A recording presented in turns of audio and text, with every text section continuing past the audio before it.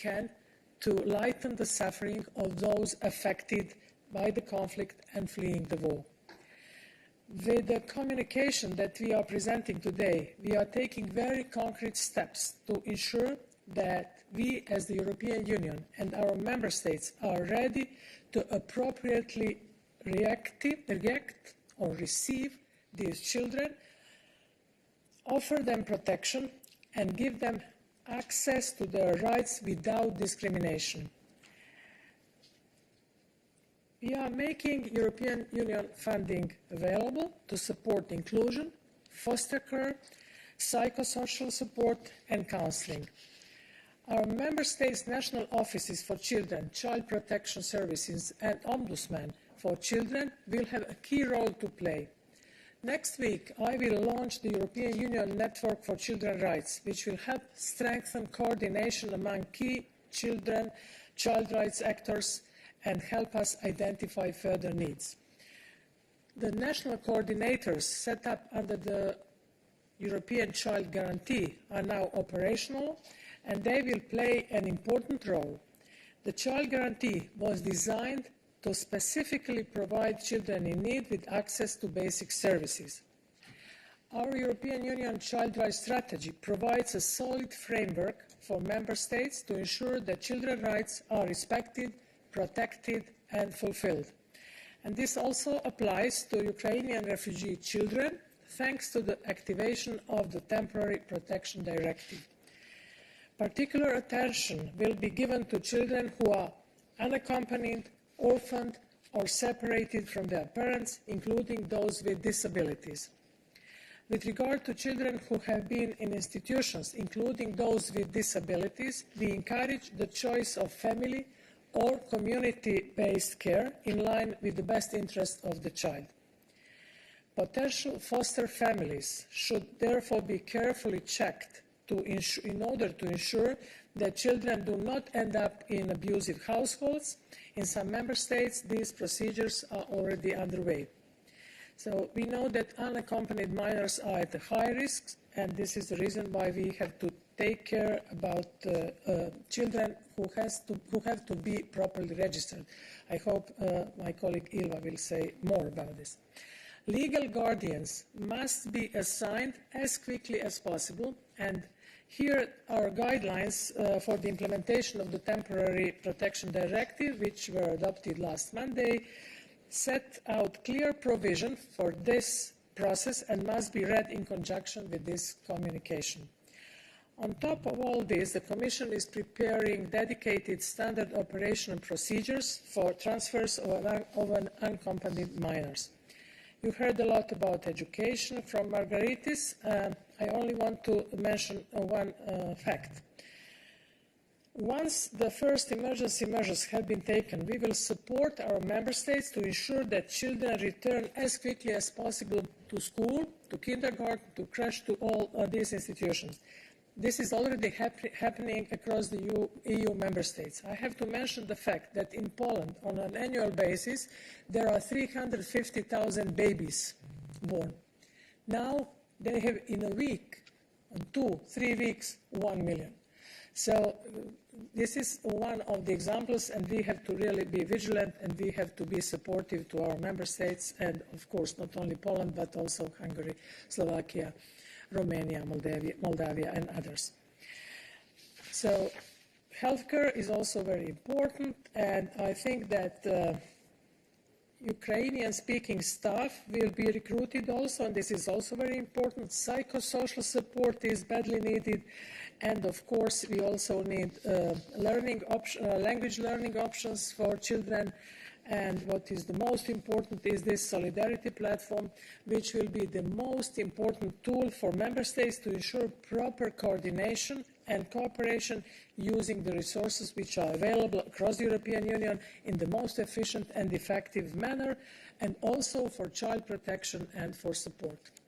So I want to conclude that this is our professional but also our moral obligation to protect children, and since we all of us know that Europe is based on solidarity, we are really looking forward to this unity and solidarity which we performed until now. Thank you. Thank you very much. Commissioner Johansson. Thank you, and thank you, Margaritis and Dubravka. As was already said, we have received 3.5 million refugees from Ukraine. Most of those have entered into Poland, but also to more than 2 million into Poland, 700,000 to Romania, many people also to Hungary and Slovakia. Out of these 3.5 million, almost 2 million has gone further on to other member states. So that means that almost all member states now are receiving refugees from Ukraine. We have also seen 2 weeks ago, we have an average daily inflow of 200,000 refugees. Yesterday it was 50,000, so it has gone down, but still a significant number that is coming every day. And of course, unfortunately, things can deteriorate very quick in Ukraine, and that could go up very quickly again. We have established a solidarity platform where member states exchange their capacities, their problems, their challenges, and help each other. It's really an atmosphere, a positive atmosphere of sharing the burden and helping each other. To facilitate the discussions in the solidarity platform of a fair burden sharing of these refugees coming, my services have been working on setting up an index to see how many Ukrainian refugees are still in each member state, and add to that how many asylum seekers they had the last year, and compare that with the size of the country. And that puts an index that can show a little bit which are the countries that are today facing the highest challenges when it comes to the refugee situation. Poland is in top. The country number 2 is Austria. The country number 3 is Cyprus. Country number 4 is Czech Republic, Estonia. So, of course, this will be discussed in the Council on Monday. This needs to be developed maybe further, this index, but I think it's good to facilitate a discussion on the fair burden sharing in this situation. It's also important that we work with third countries. So we have a good cooperation with the US, with Canada, and I had a very good dialogue with the Canadian minister yesterday. They are ready to welcome an unlimited number of Ukrainian refugees. Canada already have a Ukrainian diaspora of 1.3 million people. So we discussed how we can facilitate people to go to Ukraine, to go to US. So that's why we will also invite US, Canada, and UK into our solidarity platform, so also that we can have these discussions together. All this is based on the activation of the Temporary Protection Directive that the Council managed to activate only 1 week after Putin started the aggressive invasion of Ukraine. This was a unique decision. It was a unanimous decision. And just to give you a little bit of the political overview, this was not activated when we had the last refugee crisis in 2015. Where there was the same situation where we could have used an activating of Temporary Protection Directive, but that was not possible at that time. Since we took office with this Commission, we have been working very hard to de-dramatize migration, to unblock the political blocking in migration, to manage migration together in an orderly way, and to rebuild trust between member states. And I think this is what we are seeing now, that with the possibility to activate the Temporary Protection Directive and the work in the Solidarity Platform, this is what we see. May I also continue where Dubravka stopped on the children. I'm very, very worried about the risk of trafficking in human beings in general, for children especially. This morning we had 1,470 registered unaccompanied minors. But at the same time, IOM reports that 2,500 orphans have been evacuated. So it's really important that we register children accordingly, both to the country of first entry, but also when they go further on to other member states. Europol have activated a human trafficking task force. We have activated our network of human trafficking, anti-human trafficking coordinators among all the member states. And unfortunately, we have some signs of cars waiting to pick people up, women and children, vulnerable people. We have some indications on online services that are the demand for Ukrainian women for sexual purposes has gone up. And we know that Ukrainian were the top 5 citizens for trafficking in human beings already before the war. So this is a huge risk, and I would like actually to say, to end this by saying, advice to all people coming here. Make sure that you travel by bus when possible. Make sure that individual cars are properly registered. Make sure that child protection services are present for children. Ideally, at each step of processing, start with the registration, coordinating with local municipalities on arrival. Never give a passport or identity document to anyone other than a border guard or a public official. Take a photo of their license plate and send to friends before you go into a car. Take a photo of your identity cards. Travel together. Memorize phone numbers for multiple trustworthy people, and use the website that we have set up for refugees from Ukraine, where you also have information on the risk of trafficking. And in the guidelines that we have presented to the Temporary Protection Directive, there is a specific part that is addressing the risk of trafficking in human beings. Thank you very much. We will now start the Q&A session. Please introduce yourself. First, also tell us for which media you're working for and to whom you're addressing your question. We start with the press room. Yes. Bonjour, merci beaucoup pour votre présentation. J'avais une question. Thank you very much for your presentation. My question is to the Vice President Schinas. L'aspect plutôt budgétaire. It's about the budget aspect. La mobilisation. You mentioned mobilizing cohesion funds to help.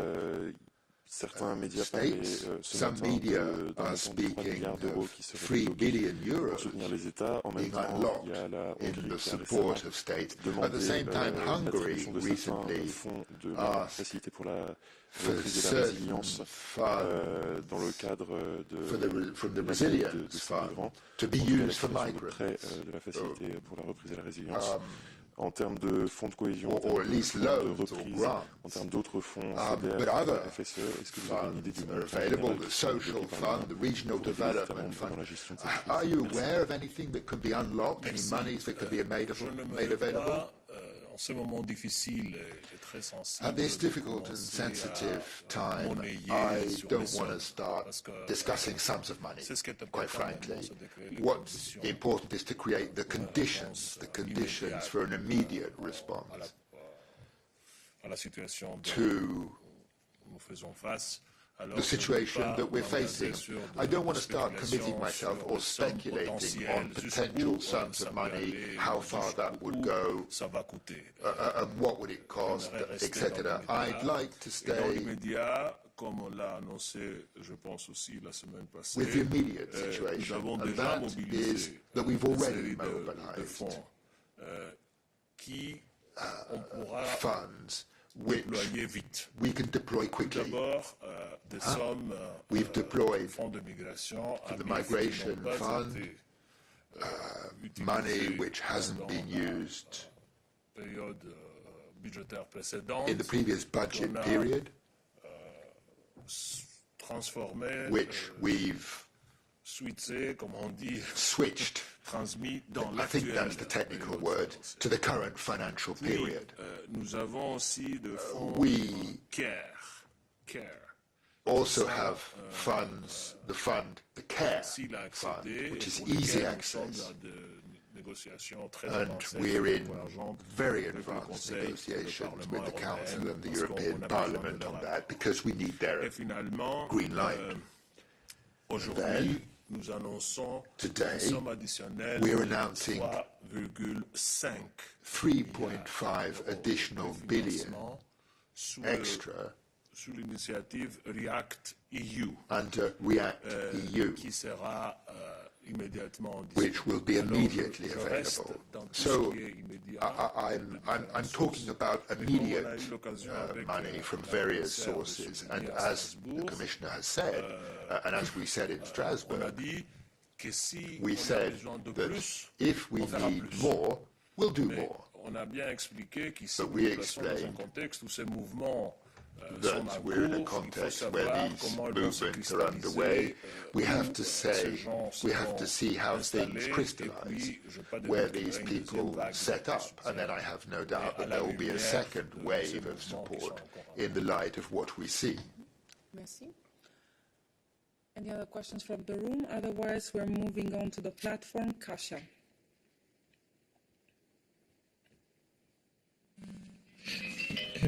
Excusez-moi. Kasia Szymańska de la radio RMF-FM. J'aimerais demander parce que les autorités polonaises demandent toujours quand même de l'argent frais, de l'argent de nouveaux sources. Et toujours tout ce que vous avez présenté, c'est en fait toujours la flexibilité, ce ne sont pas de l'argent frais. Alors, est-ce que vous allez supporter la Pologne dans cette demande? Est-ce que vous voyez cette possibilité d'avoir de l'argent frais? Ça, c'est une question. Deuxième question. Vous savez, j'aimerais savoir combien peut recevoir la Pologne pour le soutien des réfugiés. C'est pas la question de monnaie, etc. C'est la question très concrète. For money, it's just a very concrete question, because that's what the Polish citizens want to know, those who are hosting refugees. They want to know how much money Poland can get from the EU. Could you at least say, if this 3.5 billion euros, what will Poland's share of this money be? Okay, it's a variation of the previous question. Kasia, what I can say is that there is no fresh money or no non-fresh money. All the money is money from the European budget, money of the European taxpayer, and it's money that can make a difference. So I think really at times we need to go beyond this debate of fresh and non-fresh money. What is important is that we have what we need at the moment to make a real difference at the grassroots level, to address people's needs. And we also have this one-stop shop, which will be very helpful to the member states. It's easier for them to just address one stop shop for their needs. Now, undoubtedly, Poland is the member state that has made the greatest efforts, as the Commissioner said. They are currently hosting the largest number of refugees, and I have no doubt whatsoever that out of this 3.4 million that we're announcing today, Poland will undoubtedly get the share that it merits given the current circumstances. But I'm not going to start throwing out figures now. But fear not, Poland will be one of the winners from this new financing. Merci. D'autres questions? Non. Ah oui, là. Je vais reprendre une question et me présenter en même temps parce que j'avais oublié de le faire. Léo Lichtevut pour contexte. Cette fois, ma question s'adresse à Madame Suica ou Madame Johansson. Concerne le possible mécanisme de répartition de la charge burden sharing, that's something that the member states haven't asked for. Poland didn't want a burden sharing mechanism, but given the flows, is that something that will have to happen? Some key to share out the burden? Is it something that you can set up? Pour les enfants, les for unaccompanied minors, what about them? Is there to be a mechanism specifically for them? Commissioner? Yes. Most of those that are fleeing are Ukrainian citizens with Ukrainian passports. They are free to move wherever they want in the European Union for a period of 3 months. If they apply for a temporary protection directive, they are also free to move in the European Union. We're not going to take people that decide where they should settle in the European Union. We're not going to go for mandatory quotas or anything like that. But every day, more or less, on a daily basis, twice a week, meet the Solidarity Platform. That's where member states say, we have a real pressure here. It's too much for us to handle in this region, in this town. Who can help? Others say, we have capacity here. We can help. Buses can go here and there. They are working together on this. And this is really, I think, the best spirit of solidarity and cooperation in the European Union, and we should build on that. I want to add here, of course, this solidarity platform is the key tool for us in order to cooperate with member states and with all other stakeholders. I already said in my introductory statement that we will prepare dedicated standard operating procedures for transfers of unaccompanied minors. I also said that it's very important to see foster families and to see that children are in families or in community-based care, but also I was talking about legal guardians. Legal guardians should be appointed as soon as possible. I happen to be in Poland close to Ukrainian-Polish border in Stalowa Wola. And I also happened to be in Warsaw, had a meeting with NGOs, and all of them were asking for these legal guardians to be appointed as soon as possible, because there is a risk, as Madam Johansson said, there is a risk of different misuses, not to say trafficking or whatever will be happening. So this is very important, not only for Poland, but for all member states, and this is what we will be monitoring. Thank you. Veronique.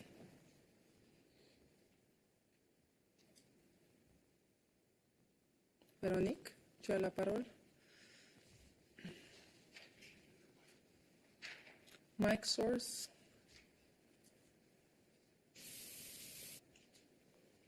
No?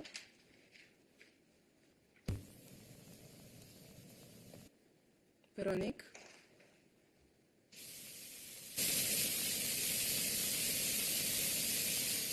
Allô, est-ce que vous m'entendez? Oui, maintenant. Désolée, excusez-moi.